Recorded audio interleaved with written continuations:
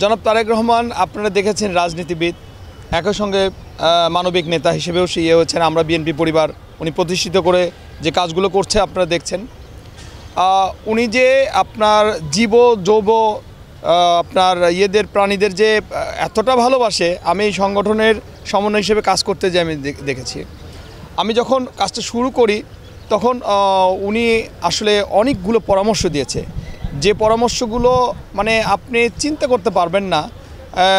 উনি যেদিন আমাদের সাথে কথা বলছিলেন তখন ছিল লাঞ্চ টাইম, উনি লাঞ্চ ঠিক সময় মতো সেদিন করেনি, আমাদেরকে প্রায় 1.5 ঘন্টা সময় দিয়েছিল। আমাদের এই প্রতিষ্ঠানে যারা জড়িত আছে ওই দিন সবাইকে নিয়ে বসা হয়েছিল। আমি পরে শুনেছি যে উনি লাঞ্চ সঠিক টাইমে না করে 1.5 ঘন্টা পর করেছে সেদিন। আর 1.5 ঘন্টার সময়টা আমাদের দিয়েছে, খাবার টেবিলে খাবার রেখে, মুখের ভাত রেখে আমাদের সাথে 1.5 ঘন্টা সময় দিয়েছে এই প্রাণী এবং প্রাণী ও প্রাণের এই উৎসবটা নিয়ে। আমরা বিএনপি পরিবার একটি মানবিক সংগঠন, যেটি গঠন করেছেন আমাদের মানবিক নেতা বিএনপির অ্যাক্টিং চেয়ারম্যান জনাব তারেক রহমান। জনাব তারেক রহমান আমাদেরকে প্রতিনিয়তই কিন্তু কাজ করাচ্ছেন, প্রতিনিয়তই আমরা কিন্তু দেশের এই প্রান্ত থেকে প্রান্ত ছুটে বেড়াচ্ছি। উনি যখনই যেখানে মানবিক দেখতেছেন, মানে কোনো একটা লোকের কোনো একটা দুরবস্থা, হয়তো অনেকে আবার দেখতেছেন যে একটি পা হারিয়েছেন, যেমন আপনার 24-এ হয়ে গেল, জুলাই যুদ্ধ হয়ে গেল। এখন এই দেশটা মানে সেকেন্ড, আমি বলবো এটা সেকেন্ড একটা মানে মুক্তিযুদ্ধের পরেই এটা একটা সেকেন্ড যুদ্ধ হয়েছে বাংলাদেশে, যেখানে আপনি দেখেছেন যে হেলিকপ্টার থেকে গুলি করা হয়েছে আমাদের উপরে। এটা কখনোই দেখিনি, কোনো স্বৈরাচারী হেলিকপ্টার থেকে গুলি করেনি আমাদের, এবং আমাদেরকে নির্বিচারে গুলি করেছে, যেখানে মৃত্যুবরণ করেছে 4 বছর থেকে 6 বছরের শিশুরাও, আপনারা দেখেছেন।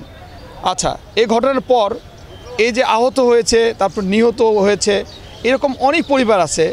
যেমন একটা পরিবার আছে, ওর ফরিদটার নাম আমার মনে হচ্ছে না এই মুহূর্তে। উনি ওই ছেলেটা শহীদ হওয়ার পরে ওনার বাবা মানে হার্ট অ্যাটাক করে শয্যাশায়ী হয়ে যায়। শয্যাশায়ী হওয়ার কিছুদিন পরে আপনারা চিন্তা করতে পারবেন, ওনার 2 ভাই, কিন্তু আরেক ভাইয়ের আপনার ক্যান্সার ধরা পড়ে, সে ভাইটা 14 বছর ওয়ানলি। তখন এই সংবাদটা জনাব তারেক রহমানের কাছে পৌঁছলে সঙ্গে সঙ্গে আমাদের নির্দেশ দেন, আমরা কালক্ষেপণ না করে তাদের চিকিৎসার দায়িত্ব সব নিয়ে নেই আমরা, এবং অদ্যাবধি আলহামদুলিল্লাহ সে ভালোর পথে।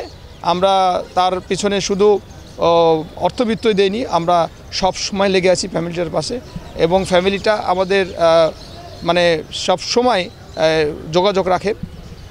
আর একটা ভবিষ্যৎ পরিকল্পনা যেটা বলতেছেন সেটা হচ্ছে, আমরা এটা নিয়ে অনেক দূর যেতে চাই।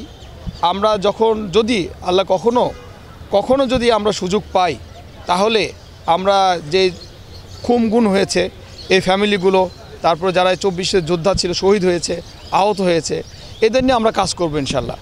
আর একটা জিনিস, যে ফ্যামিলিগুলো দুরবস্থা, এগুলোর মানে প্রত্যেকটা ফ্যামিলির একটি করে একটা গতি দরকার, অর্থাৎ ছোটো বিজনেস বা ছোট একটা চাকরি, স্বাবলম্বী করার জন্য আমরা সবচাইতে প্রাধান্য এটাকেই দেব, যাতে ওই ফ্যামিলিগুলো অন্তত 2 মুঠো খেয়ে বাংলাদেশে মানে বেঁচে থাকতে পারে।